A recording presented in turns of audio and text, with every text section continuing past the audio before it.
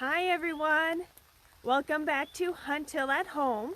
I'm glad that you're joining me today. It is raining out, so hopefully my phone will continue to work even in the rain. I am at the Bog at Hunt Hill Audubon Sanctuary. I'll give you a quick look around.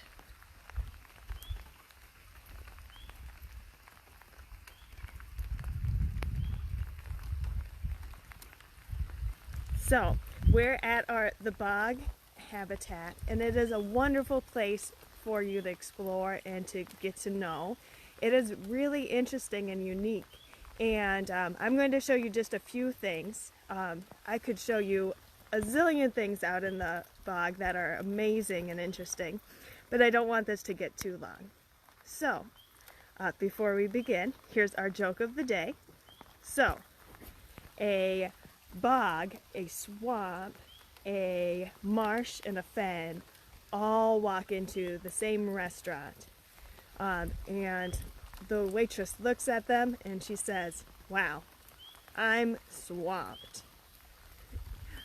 So, this bog is one of those wetlands that I was talking about in our joke. And the bog is a really amazing one that can be difficult to live in for a lot of creatures. But a lot of things have great adaptations to survive in the bog.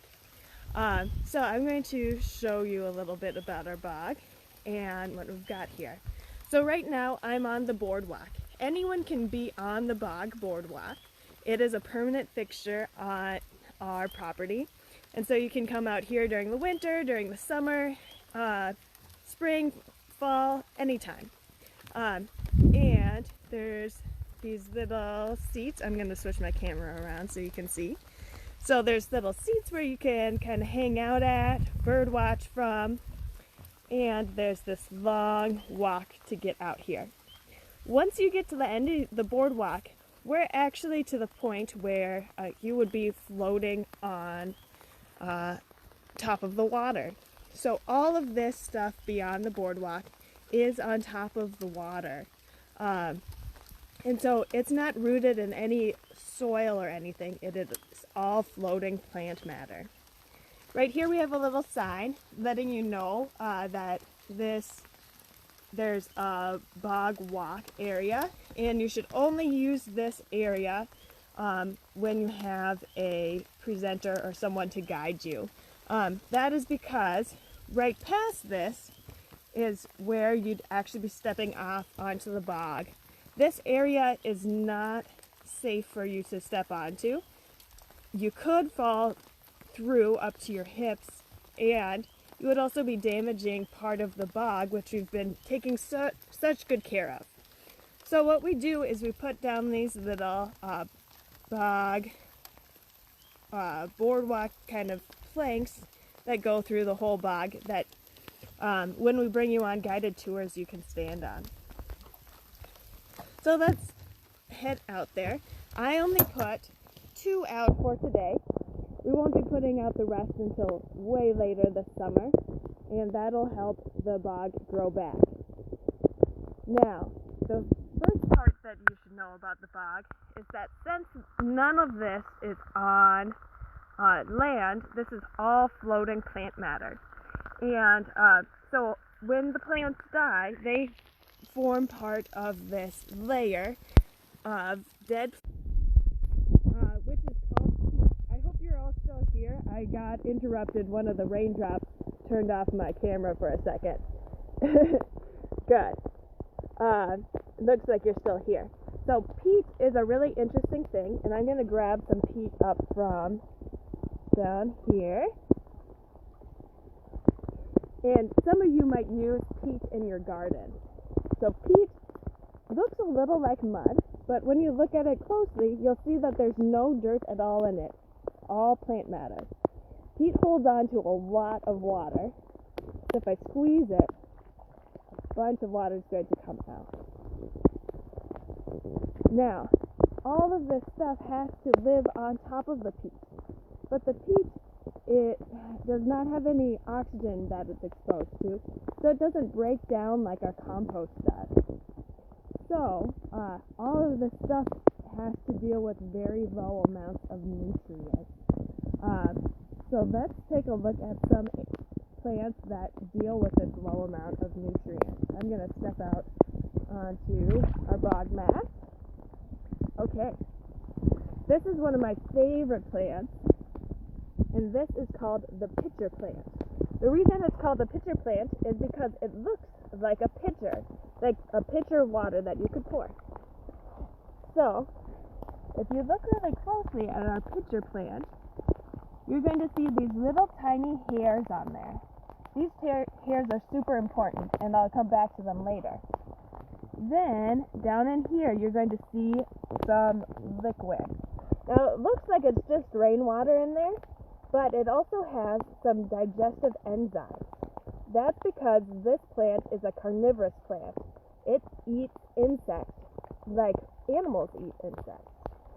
So what happens is an insect will fly in here thinking that it's going to get some tasty nectar, and then it's going to get stuck in the water. If somehow it starts to crawl out, it will get stuck in these little hairs that are all pointed downward. These downward pointed hairs keep the insect from being able to crawl out, and so it'll fall back in the water and get broken down over time. And then the plant will use those proteins and other nutrients in the bug to grow and develop. Pretty neat, huh? Some other cool plants that we have around here are one of the defining things that you'll see in a bog. All of these trees around you, these are tamarack trees. Now the tamarack trees look like they're dead, right? They don't have any leaves on them, they don't have any needles on them. So a lot of people, when you see them, think that they're already dead. But these trees are very much alive.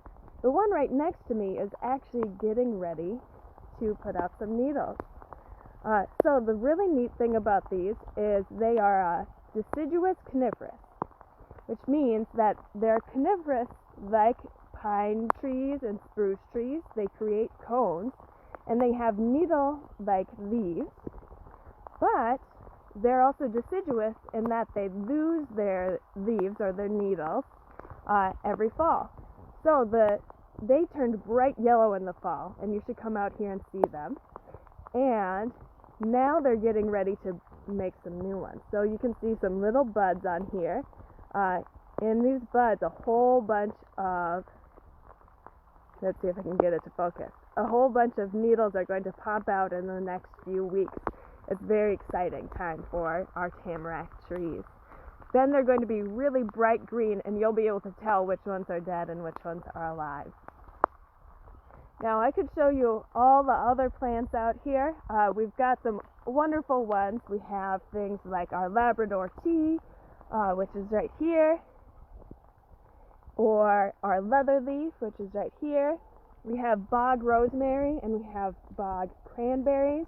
Lots of things are amazing at growing out here, but I'm going to save that for another time because it is raining pretty hard, and I would love for you to get a chance to go out here and take a look yourself, and hopefully sometime get a naturalist-led tour to see all of the different wonderful parts.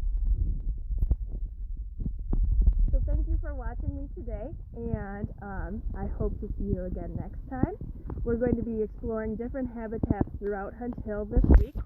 So tomorrow we are going to be exploring, I think it's the prairie tomorrow. Thanks for watching. Bye.